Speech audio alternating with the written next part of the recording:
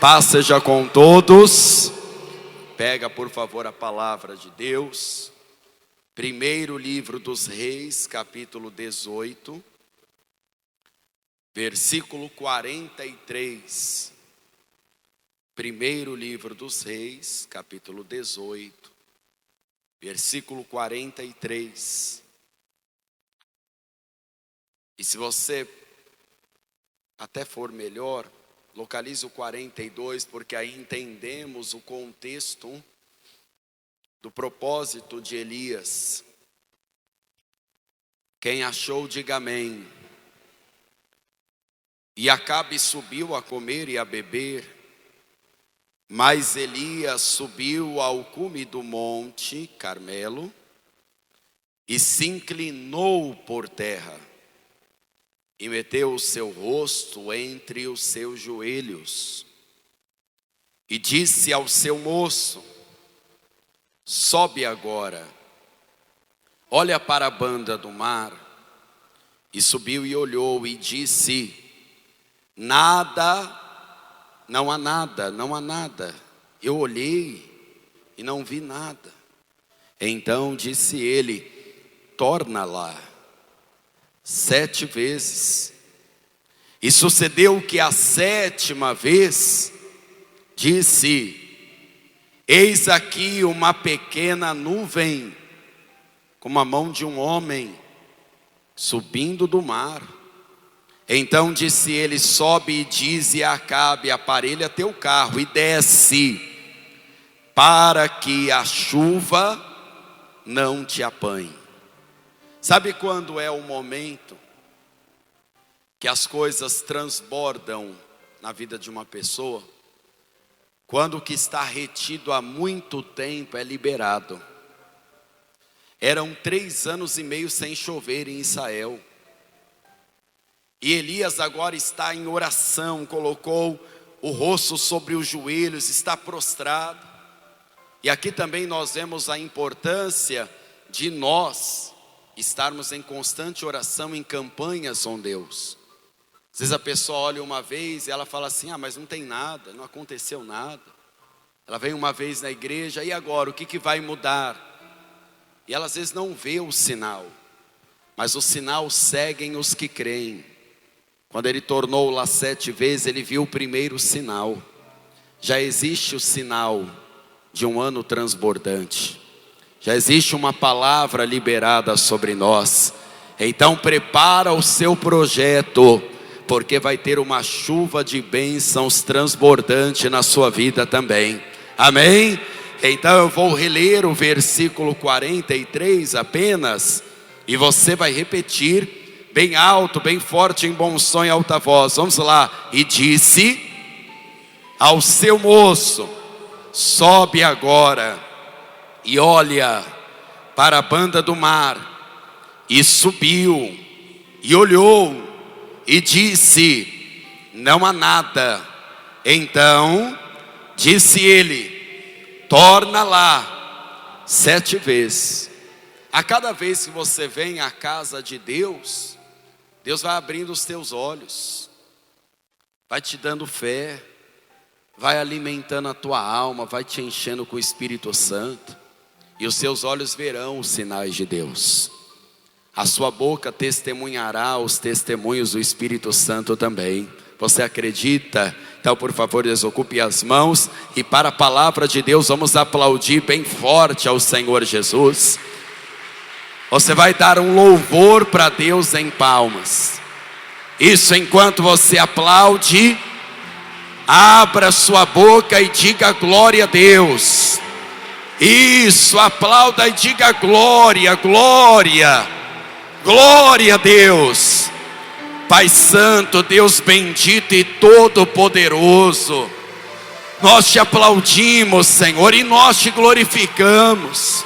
Senhor, abra o céu para receber este louvor, e sobre cada vida que te aplaude e te glorifica, derrama a tua bênção transbordante, a tua graça transbordante, a tua presença que transborda, e que a tua palavra vá e produza o resultado, em nome de Jesus. E quem crê, diga amém, Senhor. Diga amém, Jesus. Pode sentar-se, por favor.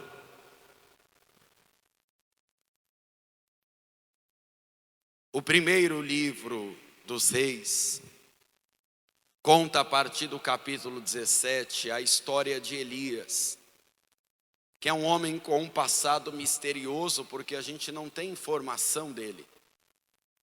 Nós não temos informação de pai e de mãe, nós só temos a informação que ele era um homem tisbita, de Tisbe.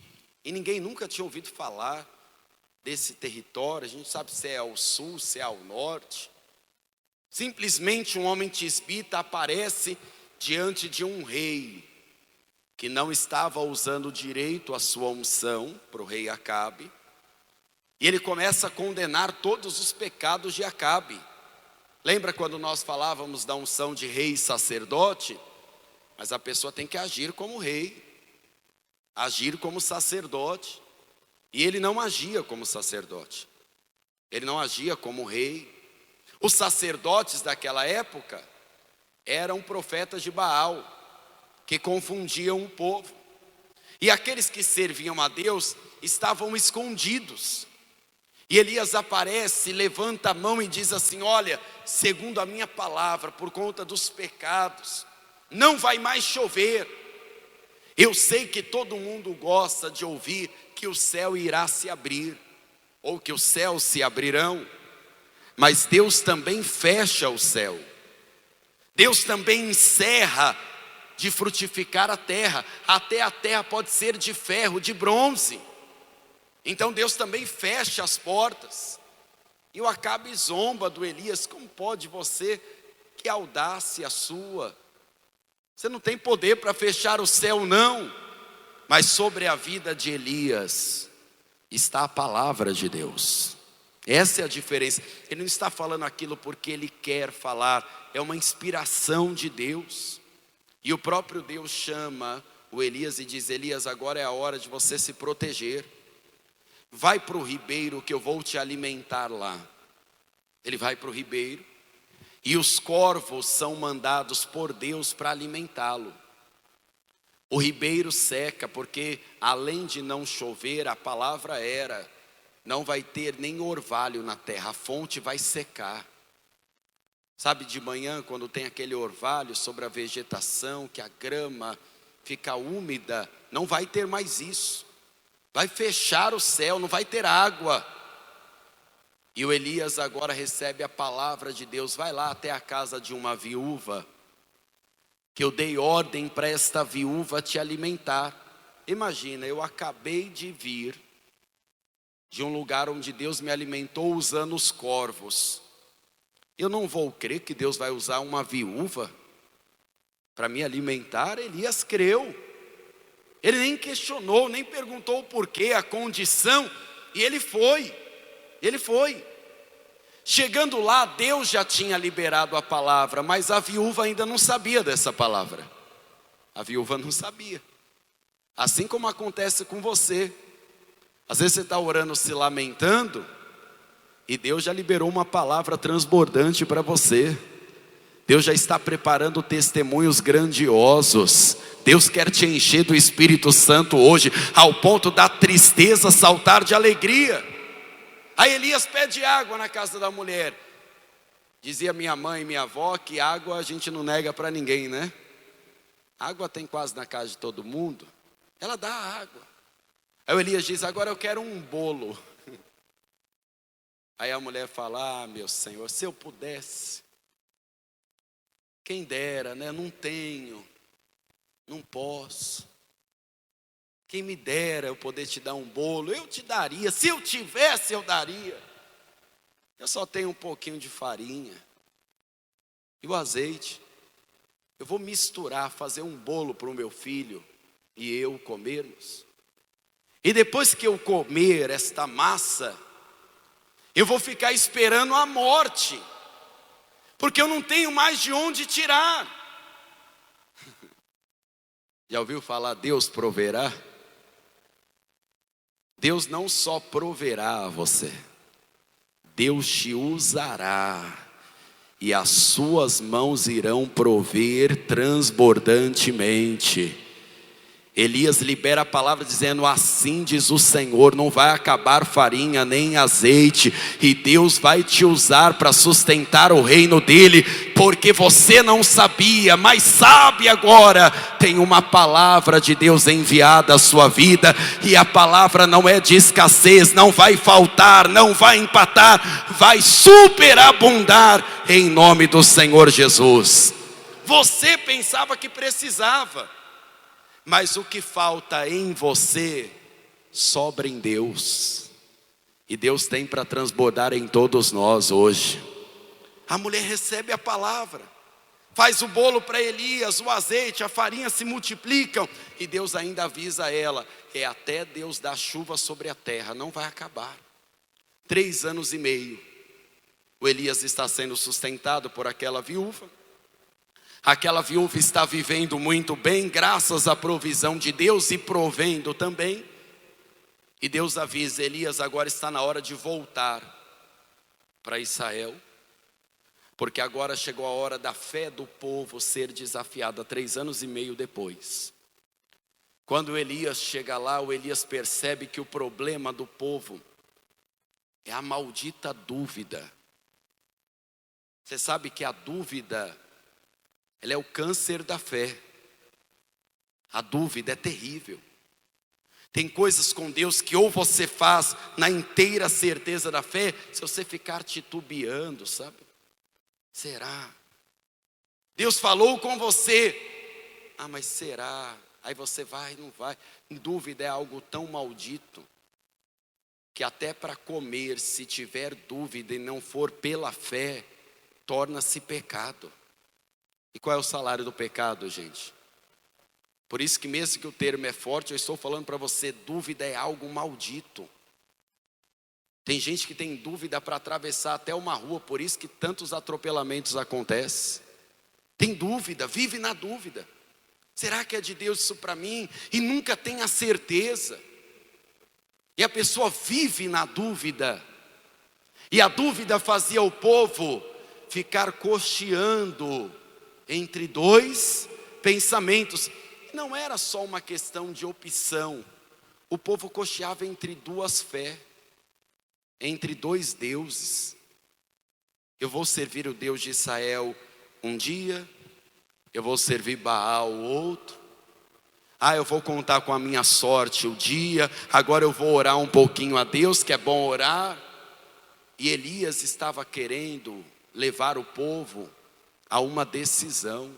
Por favor, versículo 21 do capítulo 18 do primeiro livro dos reis de Israel.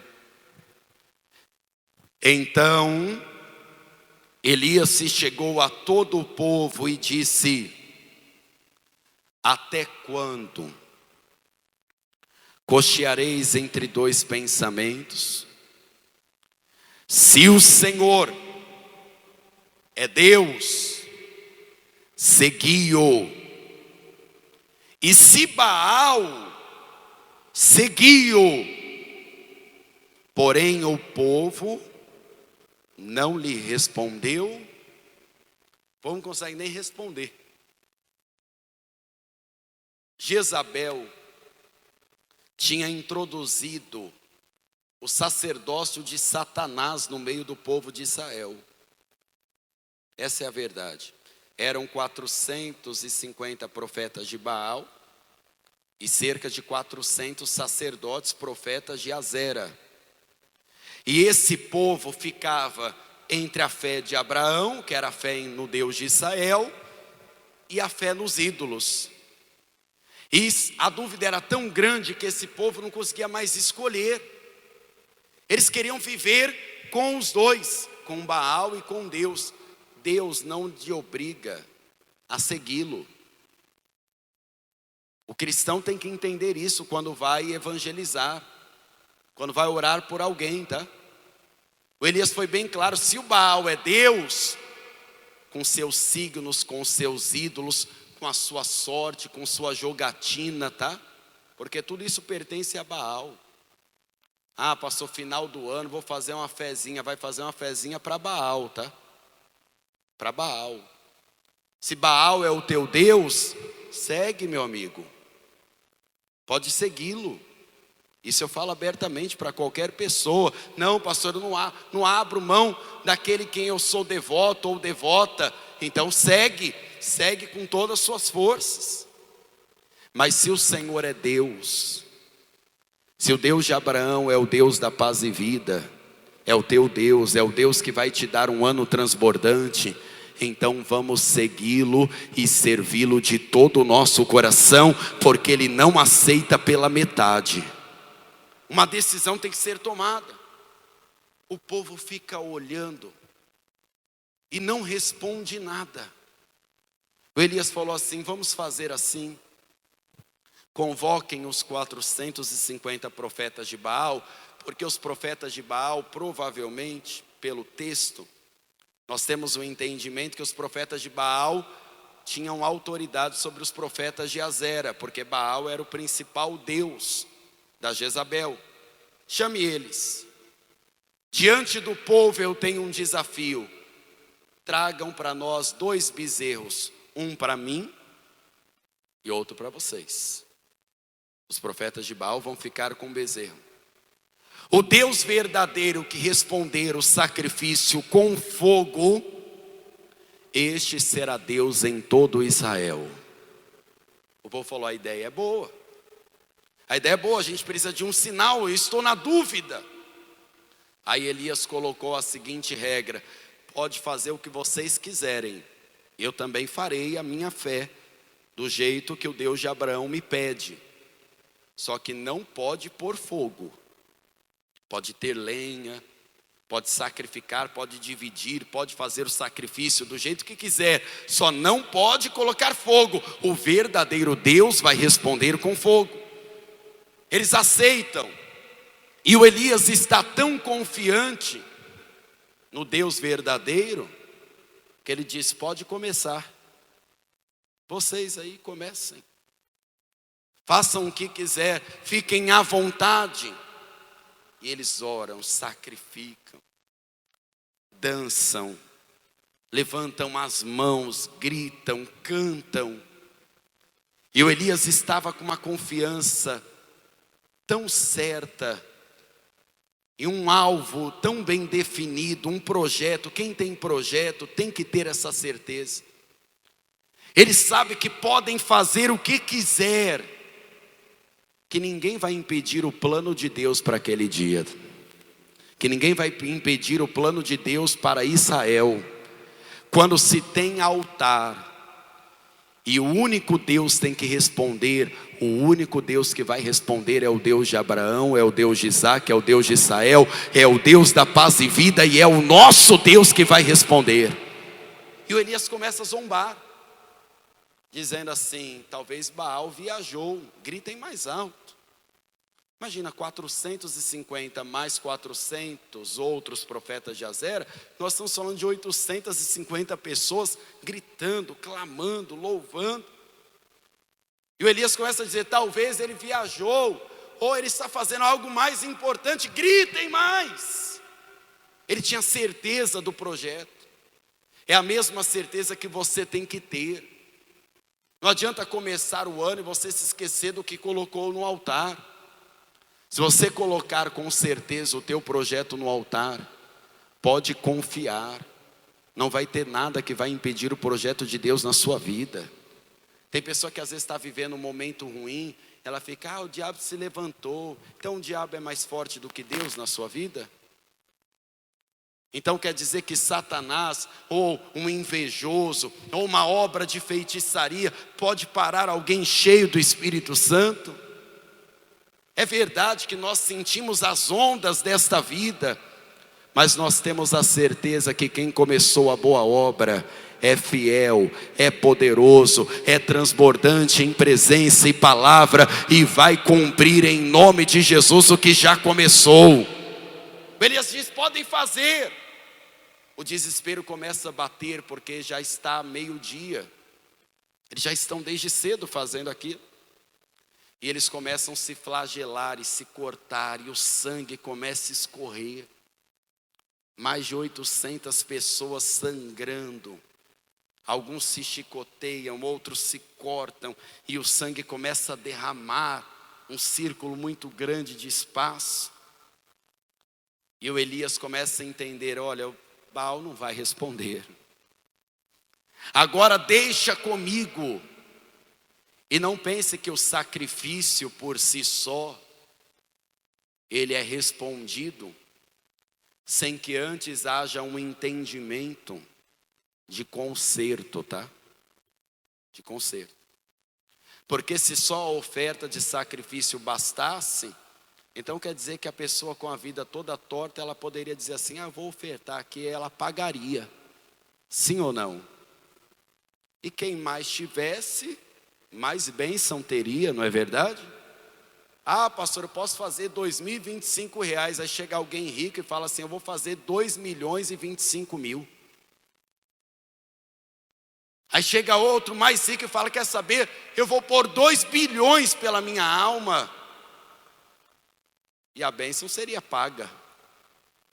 Não adianta o Elias partir o bezerro sem conscientizar o povo que antes do sacrifício tem que olhar para o altar. E o altar de Israel estava quebrado há muito tempo. Antes mesmo de não chover mais, já estava quebrado. Verso 29. E sucedeu que passando o meio-dia, profetizaram eles, até que a oferta de manjares se oferecesse. Porém não houve voz, resposta, nem atenção alguma. Então Elias disse a todo o povo: chegai-vos a mim. E todo o povo se chegou a ele. Reparou o altar do Senhor, que estava, de que maneira, gente? Quebrado. E Elias tomou 12 pedras, conforme o número das tribos dos filhos de Jacó, ao qual veio a palavra do Senhor dizendo: Israel será o seu nome. E com aquelas pedras edificou um altar em nome do Senhor. Depois fez um rego, um grande espaço em redor do altar, segundo a largura de 2 medidas de semente. Então armou a lenha, dividiu o bezerro em pedaços e pôs sobre a lenha. E disse: enchei de água os 4 cântaros e derramai-a sobre o holocausto e sobre a lenha. E disse: fazei a segunda vez. E fizeram a segunda vez. E disse mais: fazei a terceira vez. E fizeram a terceira vez, de maneira que corria ao redor do altar, até mesmo no espaço que fora feito, que se encheu de água. Imagine agora o povo sendo chamado a olhar para o altar. E você tem que entender que quando Deus te convida para olhar para o altar vai refletir tua vida espiritual. O povo dizia servir Deus e Baal, mas o altar de Deus estava quebrado. Porque para ter um altar com Deus, não basta você fazer ofertas esporádicas, orar quando as coisas apertam. Você tem que ter um conserto contínuo, um cuidado. E quando Elias começa a tomar 12 pedras, representando as 12 tribos, cada um começa a lembrar a sua origem. Foi aqui que Deus me salvou. Deus chamou Abraão. Deus nos livrou do deserto. Deus nos fez parte do seu povo. Deus nos deu unção. Deus nos protegeu até chegar aqui. Deus teve misericórdia de nós. E as pessoas foram vendo o altar sendo pouco a pouco construído, com a memória e o nome do Senhor sobre aquele altar. O Elias parte o sacrifício e faz um grande buraco em volta do altar. 3 anos e meio sem chover. O que mais o povo tinha como artigo de valor? Você acha que 3 anos e meio sem chover tinha gente lavando calçada? Agora, para que lava calçada, né? Deixa esse assunto para outro dia a gente discutir. Você acha que se fosse numa época de hoje, a pessoa lavaria o carro todo dia? Às vezes a gente passa nas avenidas, aí tem aqueles vazamentos, né? E parece que ninguém está nem aí, né? Você já passou em algum assim? Você acha que 3 anos e meio sem chover, com as fontes secas, sem orvalho na terra, teria esse desperdício? E justamente, o Elias fala assim: tragam 4 cântaros de água. Litros e mais litros d'água. Nós não sabemos o tamanho dos cântaros, tá? Provavelmente, aqueles cântaros grandes de água. E molhem o altar. O desafio é para fogo, mas a falta é de água. Então molhem o altar com o que mais falta. Aí o povo fez talvez com dor no coração, né? Você achou que o sacrifício era o bezerro? Não, o sacrifício do povo era a água. E sacrificaram. Segunda vez, mais 4 cântaros de água. E é vocês que vão trazer. Desceram a montanha, subiram com 4 cântaros pesados e jogaram. Pastor, agora eu acho que está bom. A terceira vez, mais 4 cântaros de água, 12 no total. Quando você quer ter um altar com Deus, Deus te ensina a oferecer o que dói e às vezes o que falta para você. Deus te ensina a entregar o que você antes dizia que não tinha para Deus. Tem gente que vivia dizendo que não tem tempo para Deus, agora vai aprender a entregar tempo para Deus. Tem gente que dizia: eu não tenho disposição, eu não consigo. Vai conseguir sim. Porque no altar que o Senhor foi desafiado, Ele vai responder. E o que mais está faltando é o que Deus mais vai prover. Se prepare para viver não o seu projeto, mas um projeto transbordante de Deus. E o que faltava antes vai sobejar para você abençoar muita gente em nome de Jesus. Põe água no altar. Você tem que entender que a pessoa, quando faz conforme a instrução, ela não vai desfalecer de orar. Orar é muito importante, mas a ação prepara a oração.